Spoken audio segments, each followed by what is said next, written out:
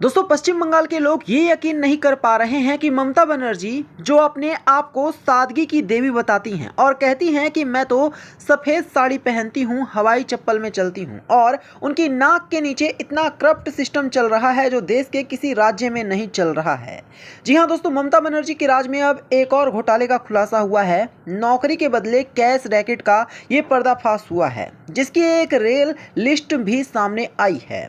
Clerk से लेकर सफाई कर्मचारी, हर पद के लिए एक रेट रखा गया था और यह खुलासा किसी और की तरफ से नहीं बल्कि ईडी की तरफ से किया गया है। ऐसे में क्या है पूरी खबर, अब आपको इस बारे में थोड़ा और विस्तार से बताते हैं। दोस्तों, अब गरीबों से भी चपरासी बनने के लिए घूस मांगी जा रही है और ईडी ने आज जो खुलासा किया है और जो बताया है कि पूरी रेट लिस्ट बनी हुई थी। ऐसे में नगर पालिका के अंदर जितने भी जॉब दिए जा रहे थे उसमें करीब 60 से 70 ऐसे नगर पालिकाएं जिसके अंदर लोगों को नौकरी दी गई है, लेकिन नौकरी के बदले इन लोगों से पहले पैसे लिए गए हैं और उसके बाद ये सारा काम हुआ है। आपको रेट लिस्ट के बारे में बताते हैं कि सी और डी कैटेगरी की जॉब के लिए ये सब कुछ हुआ है और ऐसे में वहाँ कोई सही तरीके से नौकरी नहीं पा रहा था। इससे पहले भी आप कई घोटाले देख चुके होंगे कि कैसे नोटों के पहाड़ वहाँ से बरामद हुए हैं। ममता बनर्जी का राइट हैंड, जिसे कहा जाता है, पार्थ चटर्जी के घर से जब नोटों का पहाड़ मिला था तब लोग सोच रहे थे कि पार्थ चटर्जी ही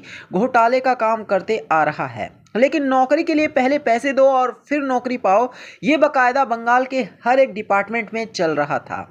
ऐसे में रेट लिस्ट अगर आप सुनेंगे तो वाकई में दंग रह जाएंगे। अगर आपको नगर पालिका में मजदूर लगना है तो उसके लिए 4 लाख रुपए आपको देने पड़ेंगे। इसके अलावा sweeper, peon, ambulance attendant, driver, helper, sanitary assistant, mason, इन सभी जॉब के लिए भी 4 लाख रुपए देने पड़ेंगे और सरकारी जॉब कहीं भी लग जाएगी। ऐसे में आप सोच सकते हैं कि इस तरह की नौकरियां वैसे ही गरीब इंसान करता है और उसके लिए भी वहां की सरकार ने ये शर्त रखी हुई है कि पहले इतने सारे पैसे दो और तब नौकरी मिलेगी। इसके अलावा किन किन पोस्ट के लिए 5 लाख रुपए देने हैं, अब वो मैं आपको बताता हूं। इसमें clerk, teacher, dumper operator, pipeline inspector और असिस्टेंट, ये सभी पोस्ट शामिल है।